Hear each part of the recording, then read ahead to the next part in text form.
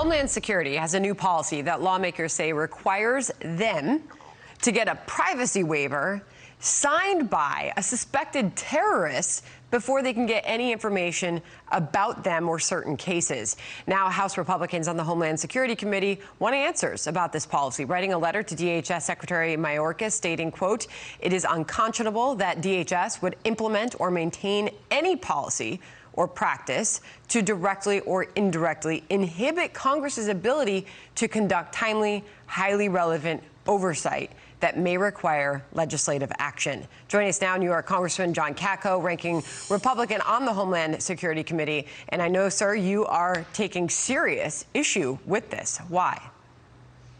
Yeah, thanks for having me. And I tell you, this is unprecedented. I've been in Congress 8 years now, and never before, when there's been a terrorist ring broken up or a terrorist action that happened, that we had to get a waiver from the accused non-citizen perpetrators before we would get background briefings. It's a fundamental concept of our job and duties and responsibilities in Congress to conduct oversight. We cannot conduct oversight and help these agencies and pass laws that make our country safer if we have to go to criminals and get waivers from them before we get any information. It's absurd. And there's a couple major cases that are directly impacted by this right now, right, sir? There are. One was a very detailed and elaborate attempt to assassinate former President Bush. And that plot included utilizing the porous southern border to get perpetrators across to help and aid in that assassination attempt.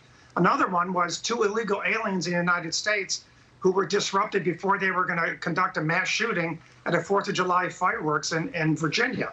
Those are 2 things that are a fundamental core of what we're supposed to be doing and conducting oversight. And we're partners with Homeland Security. And this is basically telling us, man, don't bother us, leave us alone. Go, if you can get the criminals to say, yeah, okay, we can talk about it, then we will. If not, we're not telling you jack. And that's just not the way it's been as far as oversight. And that's not how it's supposed to be. And when you put it that way, that you have to get waivers from non-citizen suspected terrorists to get information on cases like that, I know you're calling it crazy, but you look at the migrant encounters at the border 2022 to date for this fiscal year. I mean, you're looking at nearly 1.5 million.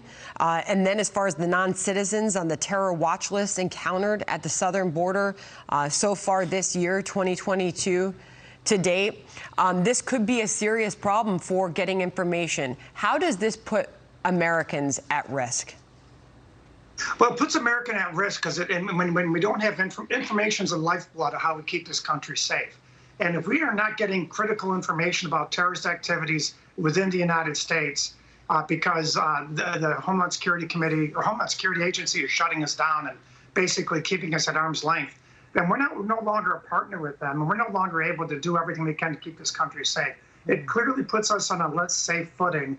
And why we are bending over backwards for people engaged in terrorist activities in the United States that aren't even citizens blows my mind. And we're not talking about getting sensitive information in a not-secure setting. We're talking about going into a secure setting, getting classified briefings, and then we can fashion responses accordingly. That's all we're asking for here. I know you're demanding answers about that very policy, sir. Come back with an update when you get answers, hopefully. Thank you very much, Congressman, for joining us. Thank you. Meanwhile, Fox News alert overseas, President Biden about to arrive on a high